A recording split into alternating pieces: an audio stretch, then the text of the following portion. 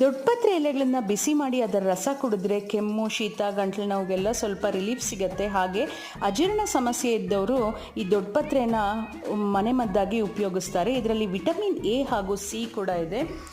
ಇವತ್ತು ನಾನು ಇದರಲ್ಲಿ ತಂಬಳಿ ಹೇಗೆ ಮಾಡೋದು ಅಂತ ತೋರಿಸ್ತಾ ಇದ್ದೀನಿ. ಮೊದಲಿಗೆ ಈ ದೊಡ್ಡಪತ್ರೆ ಎಲೆಗಳನ್ನು ಚೆನ್ನಾಗಿ ಉಪ್ಪು ಹಾಕಿ ತೊಳ್ಕೊಂಡು ಒಂದು ಬಾಣಲಿಗೆ ಸ್ವಲ್ಪ ತುಪ್ಪ ಹಾಕಿ ಒಂದು ಅರ್ಧ ಚಮಚ ಕಾಳುಮೆಣಸು, 1 ಚಮಚ ಜೀರಿಗೆ, 1-2 ಹಸಿಮೆಣಸಿನ್ಕಾಯಿ, 10ರಿಂದ 15 ದೊಡ್ಡಪತ್ರೆ ಹಾಕಿಬಿಟ್ಟು ಚೆನ್ನಾಗಿ ಹಸಿ ವಾಸನೆ ಹೋಗೋವರೆಗೂ ಹುರ್ಕೊಳ್ಳಿ. ನಂತರ ಅದನ್ನು ಮಿಕ್ಸಿ ಜಾರಿಗೆ ಹಾಕಿ ಸ್ವಲ್ಪ ತೆಂಗಿನಕಾಯಿ ನೀರು ಹಾಕಿಬಿಟ್ಟು ನುಣ್ಣಗೆ ರುಬ್ಕೊಂಡು ಅದನ್ನೊಂದು ಬೌಲ್ಗೆ ಟ್ರಾನ್ಸ್ಫರ್ ಮಾಡಿ ಎಷ್ಟು ಬೇಕೋ ಅಷ್ಟು ನೋಡ್ಕೊಂಡು ನೀರು, ಮಜ್ಜಿಗೆ ಹಾಗೂ ನೀರು, ಉಪ್ಪು ಹಾಕಿ ಮಿಕ್ಸ್ ಮಾಡಿ ಕೊನೆಯಲ್ಲಿ ಒಗ್ಗರಣೆಗೆ ಸಾಸಿವೆ, ಒಣಮೆಣಸಿನ್ಕಾಯಿ, ಕರಿಬೇವಿನ ಸೊಪ್ಪು ಹಾಗೆ ಇಂಗು ಹಾಕಿದ್ರೆ ಸಖತ್ ಟೇಸ್ಟಿಯಾಗಿರೋವಂಥ ದೊಡ್ಡಪತ್ರೆ ತಂಬಳಿ ರೆಡಿ.